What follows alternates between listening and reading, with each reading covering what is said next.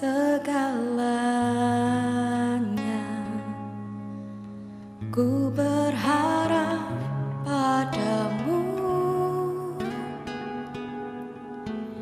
lebih dari para penjaga, mengharap fajar pagi. Begitu rindu hatiku berada dekatmu. Alangkah dalam kasih-Mu memenuhi hidupku.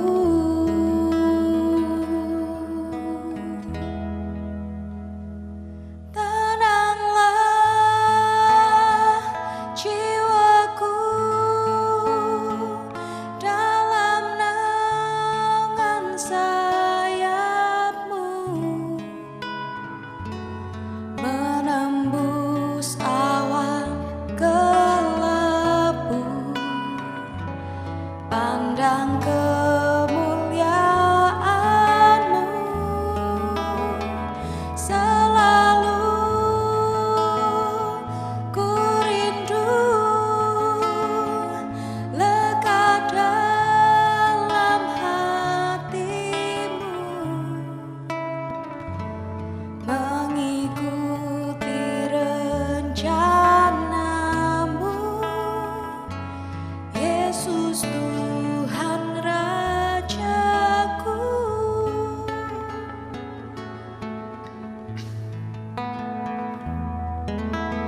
Lebih dari segalanya, ku berharap padamu, lebih dari para penjaga, mengharap fajar pagi. Begitu rindu hatiku berada dekatmu. Alangkah dalam kasih-Mu memenuhi hidupku.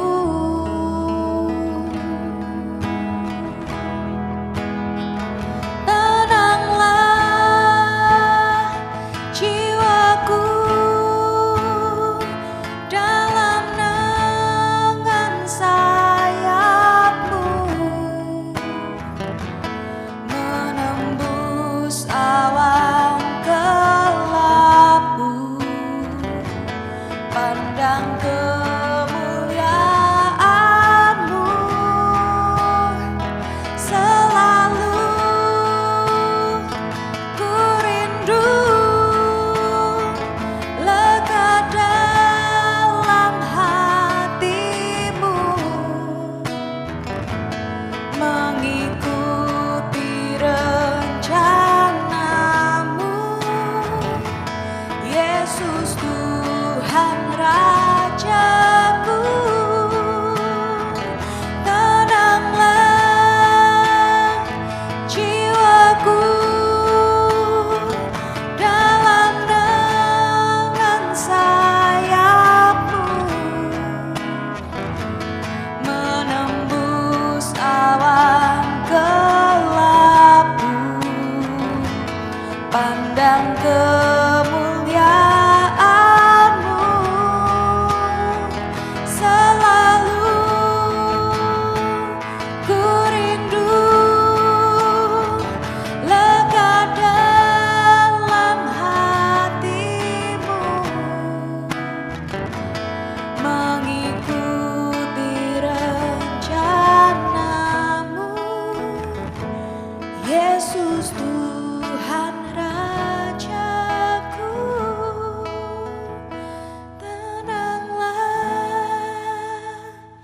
jiwaku dalam naungan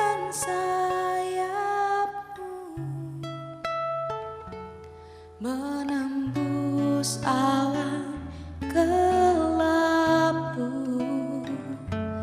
pandang kemuliaan-Mu. Selalu ku rindu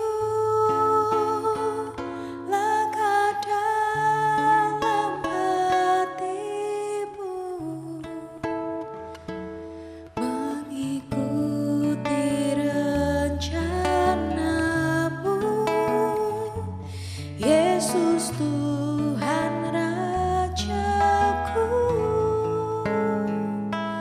Mengikuti rencana-Mu, mengikuti rencana-Mu, mengikuti rencana-Mu, Yesus Tuhan Rajaku.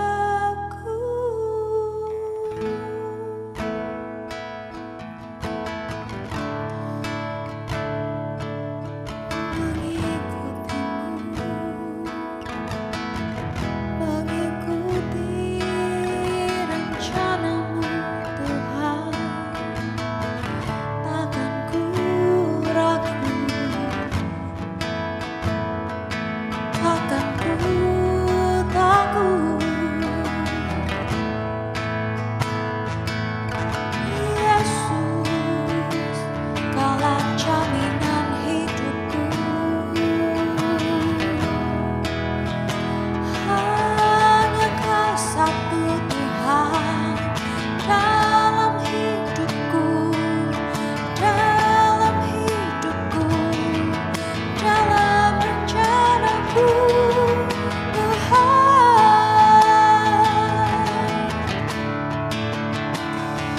Yesus, takkan ku ragu akan kehendak-Mu dalam hidupku, dalam hidupku, bagi masa depanku, Tuhan. Haleluya, haleluya. Sharararalaba shakarana, karararalaba shakarana. Haleluya, haleluya. Yesus, Yesus, takkan ku ragu Tuhan untuk mengikut-Mu, Yesus, dalam rencana-Mu, dalam kehendak-Mu, Yesus Tuhan, Kaulah jaminanku.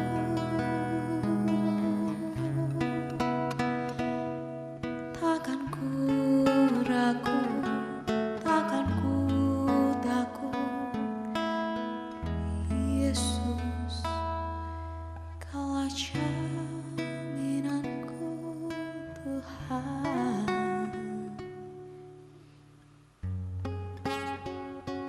Yesus.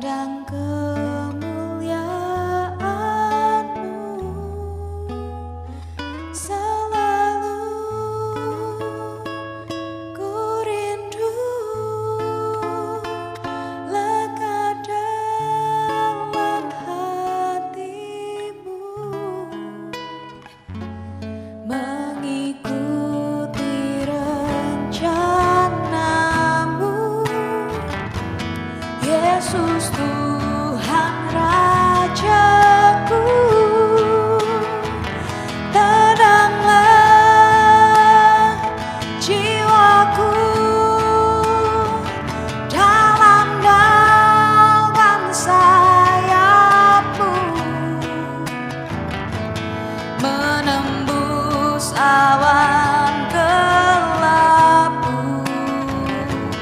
pandang kemuliaan-Mu, selalu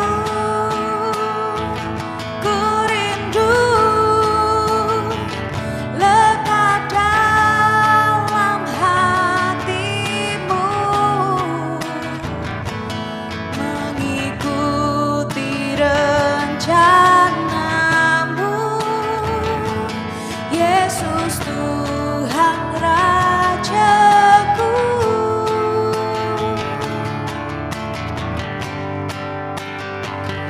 Tenanglah jiwaku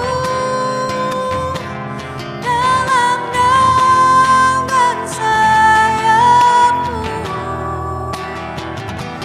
menembus awan kelabu, pandang kemuliaan-Mu,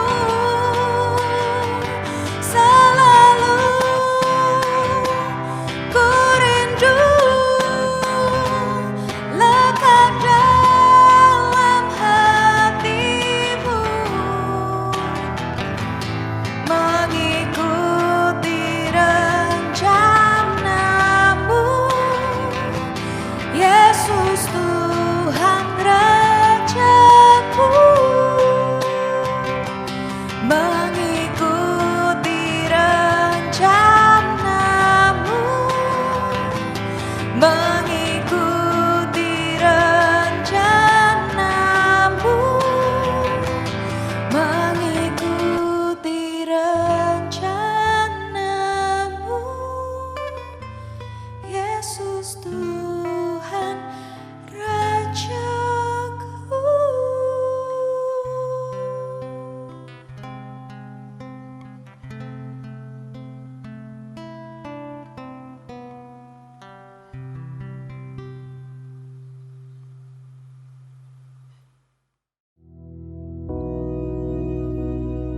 Bapa kami yang di surga, dikuduskanlah nama-Mu, datanglah kerajaan-Mu, jadilah kehendak-Mu di bumi seperti di surga.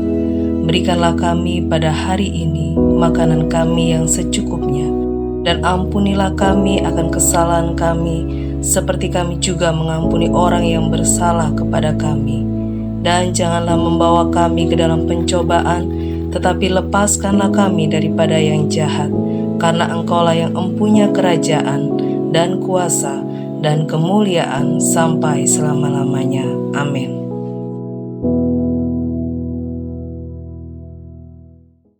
Shalom. Kita percaya bahwa Tuhan ada bersama dengan kita pada pagi hari ini. Saya sungguh merasakan Roh Kudus ada bersama dengan kita. Bila Roh Kudus juga melawat setiap saudara yang sedang beserta dengan ibadah pada pagi hari ini. Percayai Dia. Ibu bapak yang dikasih Tuhan Yesus, kita akan belajar di dalam Mazmur pasal 56. Judul yang saya sampaikan adalah lawan si takut. Mengapa saya tidak mengatakan lawan rasa takut? Karena ketakutan, takut yang dialami oleh manusia, kalau itu dipelihara terus-menerus, dia bukan lagi perasaan, tetapi sudah ditunggangi oleh iblis yang sangat jahat, yang menebarkan roh ketakutan. Karena itu, dengan dasar firman Tuhan, pada pagi hari ini, mari kita lawan si takut. Si sebuah kata sandang. Takut sebuah kata sifat ketika dipadukan menjadi sesosok roh yang ditunggangi oleh iblis. Tetapi kita tidak boleh takut, justru kita harus melawan dengan kuasa firman Tuhan, dengan Tuhan yang adalah Immanuel. Mari kita baca di dalam Mazmur pasal 56 ayat yang keempat sampai dengan ayat yang kelima. Mazmur pasal 56 ayat 4 dan 5 demikian bunyi firman Tuhan. Waktu aku takut, Aku ini percaya kepadamu, kepada Allah yang firman-Nya kupuji, kepada Allah aku percaya, aku tidak takut. Apakah yang dapat dilakukan manusia terhadap aku? Bapak Ibu yang dikasihi Tuhan Yesus, ada orang-orang tertentu yang memiliki rasa takut, misalnya takut naik pesawat, takut terhadap kecoa, takut terhadap kegelapan. Tetapi sebagai anak Tuhan, dengan bekal firman Tuhan, dengan dasar firman Tuhan pada Mazmur 56 ayat 4 dan 5 ini, mari kita lawan. Dengan pertolongan Tuhan, pasti kita dibebaskan. Karena di sini dikatakan, waktu aku takut, aku ini percaya kepadamu, kepada Allah yang firman-Nya kupuji, kepada Allah aku percaya, aku tidak takut. Ini adalah sebuah proklamasi. Apakah yang dapat dilakukan manusia terhadap aku? Saudara yang dikasihi Tuhan Yesus, banyak diberitakan di media massa, juga termasuk di khotbah-khotbah, tetapi beda rasanya ya. Kalau di media massa banyak diberitakan orang yang ketakutan pada pandemi COVID, bukan hanya pada virus itu, tetapi juga pada dampak-dampak yang menyertainya. Untuk perdagangan, untuk pekerjaan, untuk pengembangan karya dan lain-lain itu terdampak. Tetapi berita-berita itu tidak membawa kita pada pembebasan atau kebebasan, melainkan justru menambah kita ketakutan. Tetapi firman Tuhan yang disampaikan hamba-hamba Tuhan dan termasuk pada pagi hari ini, kita percaya dengan kuasa firman Tuhan, dengan kuasa Tuhan, kita lawan si takut. Mazmur 56 ini ditulis oleh Daud. Di situ di dalam ayat 1 dikatakan, untuk pemimpin biduan menurut lagu merpati di pohon-pohon tarbantin yang jauh. Miktam dari Daud ketika orang Filistin menangkap dia di Gat. Ibu bapak yang dikasihi Tuhan Yesus, di dalam ayat 1 dikatakan, nada lagu ini adalah merpati di pohon-pohon tarbantin yang jauh. Pada saat dia diurapi menjadi raja atas Israel, ternyata orang Filistin mendengar tentang hal itu. Dan kita tahu bagaimana Daud yang masih sangat muda ketika bangsa Israel ditantang oleh Goliat, salah satu orang penting di dalam pada bangsa Filistin. Tetapi dengan nama Tuhan, dia tidak takut menghadapi Goliat sang raksasa. Dan akhirnya kita tahu bagaimana dia tergeletak, bahkan dipenggal kepalanya oleh Daud karena Daud mengandalkan Tuhan. Nah saudara, ini adalah situasi yang berbeda. Ketika itu Daud adalah seorang raja atas seluruh Israel. Dan ternyata musuh yang terus-menerus masih mendendam pada Daud, mendengar bahwa Daud sudah ditabiskan menjadi raja Israel. Dan mereka berupaya dengan seluruh laskar yang ada menangkap Daud di Gat. Kalau nadanya dikatakan merpati di pohon-pohon tarbantin yang jauh, itu menyiratkan satu keadaan yang sepi, yang ngilu begitu ya. Karena di terjemahan dikatakan merpati bisu di tempat-tempat yang jauh. Merpati yang membisu dari daerah yang jauh. Merpati bisu yang dari jauh. Merpati di pohon-pohon besar yang jauh, merpati sepi di tanah yang jauh. Tidak menyenangkan saudara keadaan Raja Daud pada waktu itu. Karena dia akan ditangkap oleh laskar Filistin.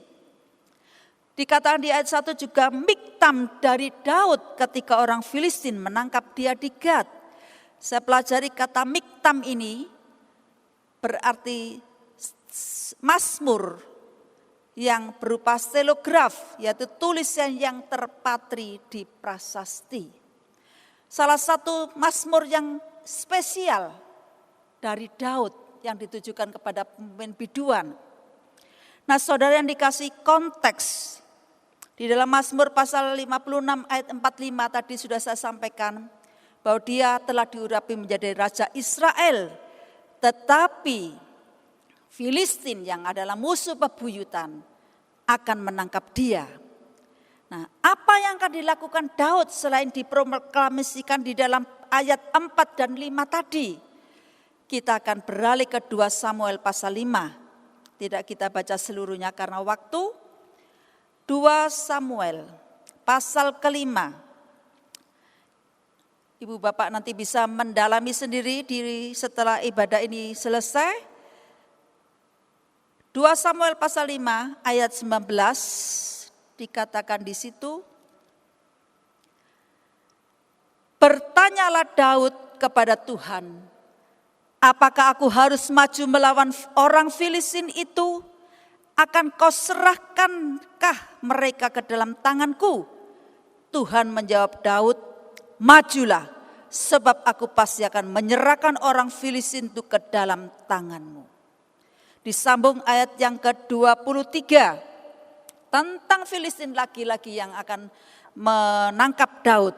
Tetapi Daud melakukan sebagaimana ditulis di dalam ayat 23. Maka bertanyalah Daud kepada Tuhan dan ia menjawab, janganlah maju, tetapi buatlah gerakan lingkaran sampai ke belakang mereka, sehingga engkau dapat menyerang mereka dari jurusan pohon-pohon kertau. Saudara yang dikasihi Tuhan Yesus Kristus, ketika Daud menghadapi masalah yang besar, dia sudah punya pengalaman ketika dia masih muda menghadapi Goliat sang raksasa yang ditakuti Raja Saul dan bangsa laskar-laskar Israel. Tetapi dengan mengandalkan Tuhan, Daud mampu mengalahkannya. Nah, di dalam menghadapi apa yang dilakukan oleh pasukan orang-orang Filistin ini, Daud yang pertama dicatat di dalam ayat 17b, masih di dalam 2 Samuel ayat yang kelima. Ayat yang ke-17b dikatakan, tetapi Daud mendengar hal itu, lalu ia pergi ke kubu pertahanan. Saudara, ketika ada berita tentang sesuatu musibah, sesuatu yang mencelakakan, orang yang bijak tidak terus berjalan, tetapi dia masuk ke dalam kubu pertahanan.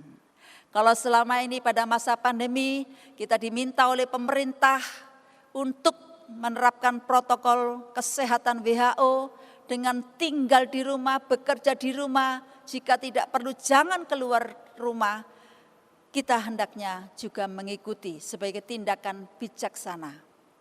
Daud pun juga melakukan seperti itu.